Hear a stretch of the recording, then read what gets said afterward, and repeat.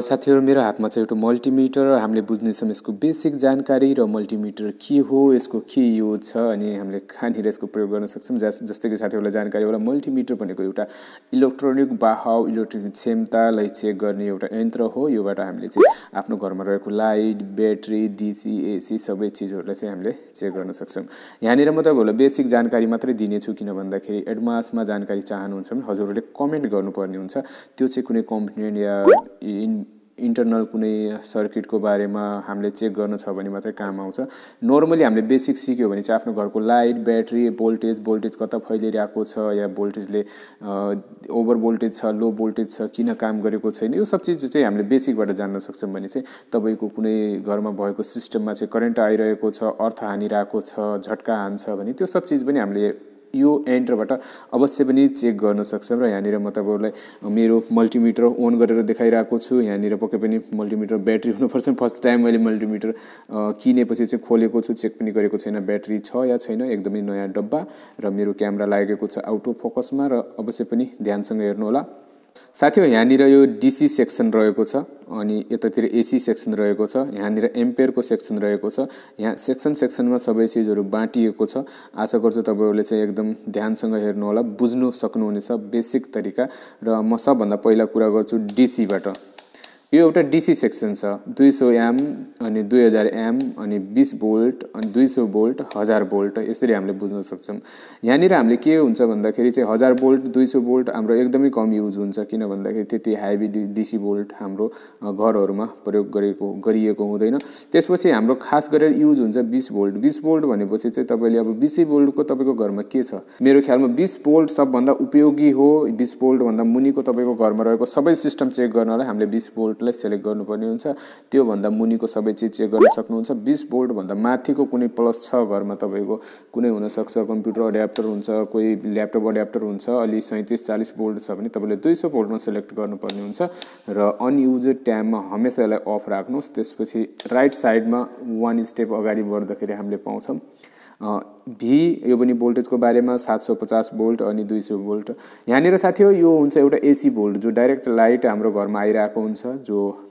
बिजुलीको लाइट हुन्छ त्यसले चाहिँ हामीले एसी भोल्ट भन्छौं भने यो चाहिँ यसको भी सिम्बल छ यसमा भी सिम्बल छ सेम छ फरक यसमा छ यसमा यसो लाइन बाङ्गो टिङ्गो दिएको छ यसमा चाहिँ सिधा दिएको छ मुनि डट डट छ यो डाइरेक्ट लाइट डीसी लाइट यो चाहिँ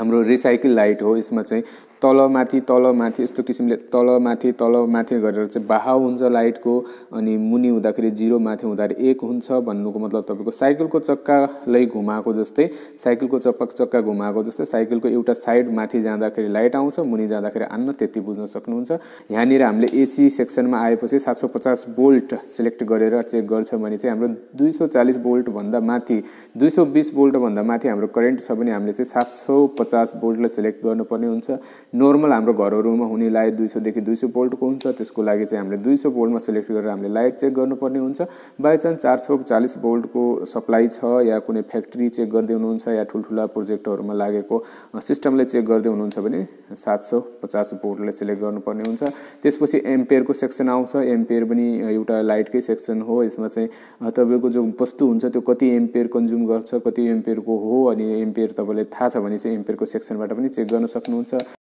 साथीहरुले एम्पियरको हिसाब किताबमा पनि म जानकारी दिन चाहन्छु एम्पियरमा चाहिँ तपाईले 10 एम्पियर प्लसको कुनै पनि वस्तु चेक गर्दै हुनुहुन्छ भने चाहिँ मुनि देखि रेड प्रपलाई उठाएर माथि राख्नु पर्ने हुन्छ 10 एम्पियरमा भने चाहिँ बाकी चीजहरुमा चाहिँ तपाईले चाहिँ नर्मल चेक गर्न सक्नुहुन्छ र माथि देखि चाहिँ सिलेक्ट गर्न सक्नुहुन्छ 10 एम्पियर भन्दा मुनिको सेक्सनहरु अर्को सेक्सनमा बढ्छौं हामी अर्को सेक्सनमा यहाँ चाहिँ एचएफई भनेको छ एउटा कम्पोनेन्टको लागि हुन्छ र मलाई लाग्दैन कि यो एउटा बेसिक सिक्न जरुरी हुन्छ यसको लागि अलि चाहिँ ध्यान दिनुपर्ने हुन्छ कुनै कम्पोनेन्ट नै चेक गर्नको लागि यो दिएको हुन्छ यो बेसिकलाई जरुरी छैन अनि यो पनि एउटा सर्किटको बारेमा हुन्छ यो पनि तपाईलाई जरुरी पर्नेवाला छैन त्यसपछि चाहिँ हामीले कुरा गर्छौं यहाँ बजर रेन्ज बीप रेन्ज भनेर चाहिँ यो रेन्जले भनिन्छ भने चाहिँ यो चाहिँ एकदमै उपयोगी हुन सक्छ हजुरहरुको लागि बेसिकमा पनि किन भन्दाखेरि यसले चाहिँ हामीले प्रोबलाई प्लस या माइनस गर्छ भने बीप गर्छ तपाईको चाहिँ सर्टिङ छ एक आपसमा टच छ कुनै घरको लाइट सप्लाई या कुनै सिस्टमको लाइट सप्लाई भित्रबाट चाहिँ सर्ट छ भने चाहिँ तपाईलाई यसले जानकारी दिन्छ यो चाहिँ हामीले देखाउने छौं बिप गराएर एकछिनमा चाहिँ त्यसरी चाहिँ हामीले सर्ट गराउन सक्छौँ भने चाहिँ। त्यसैगरी यहाँनिर ओमको पनि सिम्बल दिएको छ, यसलाई ओम भनिन्छ, हेडफोन जस्तो बनेको छ। 200 ओम, 2000 ओम, 20 के ओम अनि त्यसपछि 200 के ओम अनि 2000 के ओमको बारेमा यहाँ चाहिँ डिटेल्स दिएको छ। सबभन्दा मिनी ओम हुन्छ 200 ओम। यसमा चाहिँ एउटा कम्पोनेन्टकै चेक हुन्छ यसमा पनि, र मलाई लाग्दैन एउटा बेसिक चेक गर्ने मान्छेले चाहिँ कम्पोनेन्टको यसमा जरुरी हुन्छ। र यहाँनिर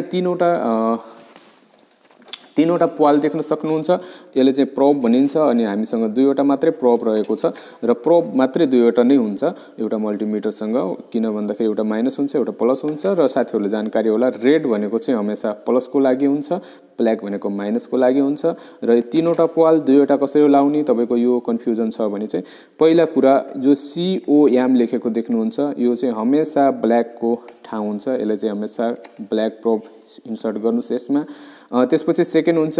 रेडले दुई ठाउँमा लगाउन सक्नुहुन्छ, त्यो डिपेन्ड गर्छ। तपाईँको म्याक्सिमम एम्पियर चेक गर्नुहुन्छ, 10 एम्पियरको सामान चेक गर्नुहुन्छ भने चाहिँ मात्रै माथि लगाउनुहोस्। यो कम युज हुन्छ, एकदमै कम। कुनै प्रोजेक्टमा तपाईँले यति ठुला सामान चेक गर्नुपर्ने हुन्छ, नत्र भने तपाईँले बेसिक सबै चेकिङ चाहिँ यहीँबाट गर्नुहुन्छ। अनि फर्स्ट अनि सेकेन्ड माथिलाई खाली छोडिदिनुहोस्। त्यो मैले भनिसकेँ। म्याक्सिमम एकदमै त्यो हाई एम्पियर चेक गर्नुहुन्छ भने कतै मात्रै त्यसको सदुपयोग भएको मैले देखेको छु। र साथीहरू यहाँनिर चाहिँ यसले अफ गर्ने ठाउँ, त्यसपछि मैले सबै सेक्सनको बारेमा जानकारी दिएको छु। र अब तपाईँहरूले लाग्यो यो चाहिँ के चिज हो भने यो पनि एउटा कम्पोनेन्ट हुन्छ। यहाँ लेखेको छ NPN अनि PNP भनेको छ। यो पनि अब एडभान्समा तपाईँले सिक्न चाहनुहुन्छ भने कमेन्ट गर्नु होला। साथीहरू यो थियो एउटा मल्टिमिटरको बेसिक जानकारी, र आशा गर्छु हजुरहरूले भिडियो चाहिँ पक्कै पनि पुरा हेर्नुभयो होला र अवश्य पनि बुझ्नुभयो होला पनि बेसिक किसिमले हामीले मल्टिमिटर कसरी प्रयोग गर्न सक्छौँ। र एडभान्स किसिममा जान्न चाहनुहुन्छ भने मुनि कमेन्ट गर्नु होला भने चाहिँ अहिलेको लागि भिडियो यति नै। अवश्य पनि अर्को भिडियोमा भेट हुनेछ। जय नेपाल, बाई बाई।